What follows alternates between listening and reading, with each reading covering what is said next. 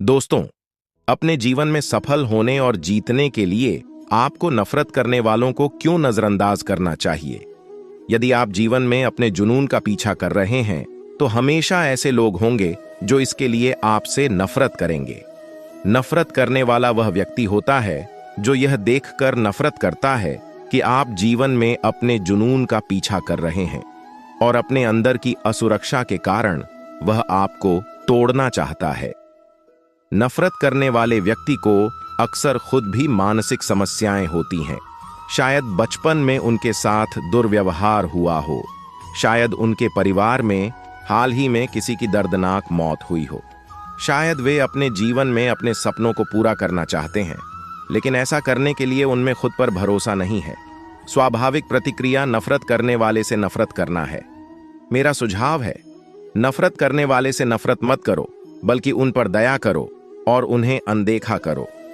आपको नफरत करने वालों को क्यों नजरअंदाज करना चाहिए? सबसे पहले, नफरत करने वाला आपको असफल होते देखना चाहता है।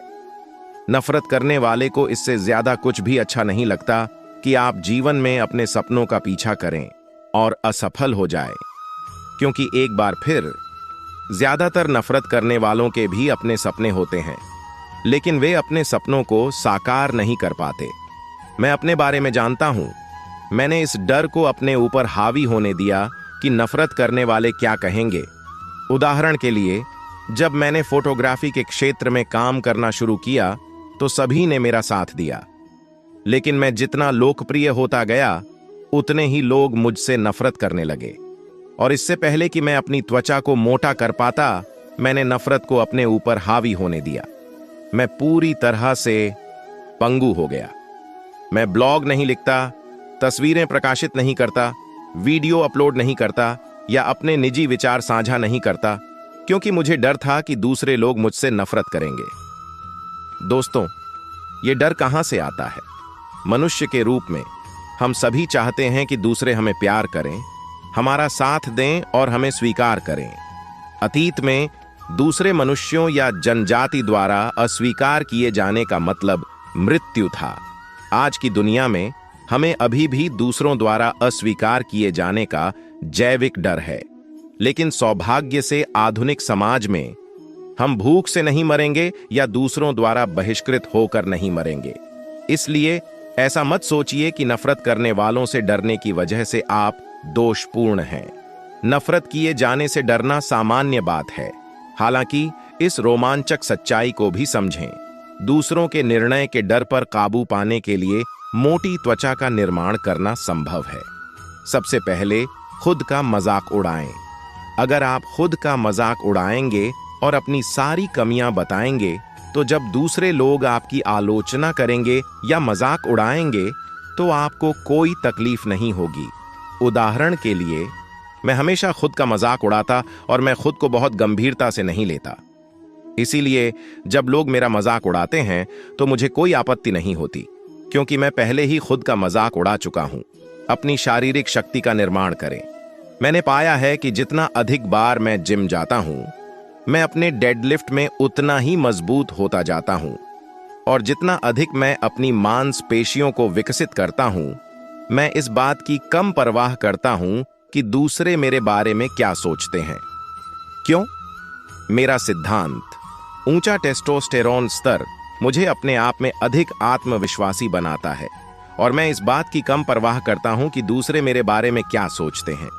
मैं जिम में एक गहन 1 रेप मैक्स सत्र के बाद शांत की एक झेन जैसी स्थिति भी महसूस करता हूं। चाहे आप पुरुष हों या महिला, मैं मोटी त्वचा बनाने के लिए power lifting, squats, deadlift, bench press आजमाने की सलाह देता हूं।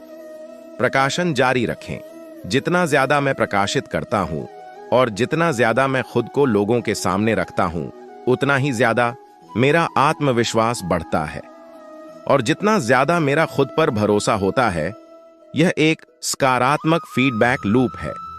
मैं ज्यादा से ज्यादा प्रकाशन जारी रख सकता हूं और खुद को ज्यादा से ज्यादा बढ़ावा दे सकता हूं। नफरत करने वालों को सफलता की निशानी माने। अगर आप कुछ नहीं हैं तो कोई भी आपसे नफरत नहीं करेगा। इसलिए अगर आपको नफरत करने वाले मिलने लगें तो इसे सफलता की निशानी माने। यह समझें कि आप नफरत के दंश को कम कर सकते हैं, लेकिन दर्द को पूरी तरह से खत्म नहीं कर सकते। यह एक बड़ी बात है। समझें कि जब दूसरे आपका अपमान करते हैं या आपसे नफरत करते हैं, तो यह हमेशा थोड़ा दुख पहुंचाएगा। लेकिन समझें, आप अपनी चमड़ी को मोटा कर सकते हैं और दूसरों के अपमान से कम नुकसान पहुंचा सकते हैं। लेकिन भले ही आप एक हाथी हों, मच्छरों का डंक हमेशा थोड़ा परेशान करने वाला और दर्दनाक होगा। स्टोइकिज्म का अध्ययन करें। स्टोइक दर्शन शायद जीवन में डर पर काबू पाने का सबसे अच्छा तरीका है। मैंने सेनेका, मार्कस ऑरेलियस, एपिक्टेटस को कम से कम 20 बार पढ़ा होगा, इससे पहले कि मैं जीवन में अधिक आत्मविश्वासी और निडर बनने के उनके पाठों को पूरी तरह से आत्मसात कर पाऊं। स्वयं नफरत करने वाले मत बनो। इसके अलावा मुझे यह भी आवश्यक लगता है कि आप स्वयं से ये प्रश्न पूछें, क्या मैंने कभी किसी से नफरत की है? यदि ऐसा है, तो दूसरों से नफरत करना बंद करें। हमें दूसरों के साथ वैसा व्यवहार नहीं करना चाहिए जैसा हम नहीं चाहते कि दूसरे हमारे साथ करें। इसका मतलब है, अगर आपको यह पसंद नहीं कि दूसरे आपसे नफरत करें, तो आप भी दूसरों से नफरत न करें। यकीन मानिए, मैं भी नफरत करने वाला व्यक्ति हूं। लेकिन जब भी मैं खुद को दूसरों की आलोचना करते या दूसरों से नफरत करते हुए पाता हूं, तो मैं अपनी जीभ काटता हूं और खुद से पूछता हूं, क्या मैंने कभी दूसरों जैसी गलतियां की हैं? 99% मामलों में जवाब होता है हां। इस प्रकार मैंने पाया है कि दूसरों से घृणा न करना अधिक रचनात्मक है, खासकर यदि मैं एक त्रुटिपूर्ण इंसान हूं। प्रयोग के तौर पर 30 दिनों तक किसी से नफरत न करने की कोशिश करें।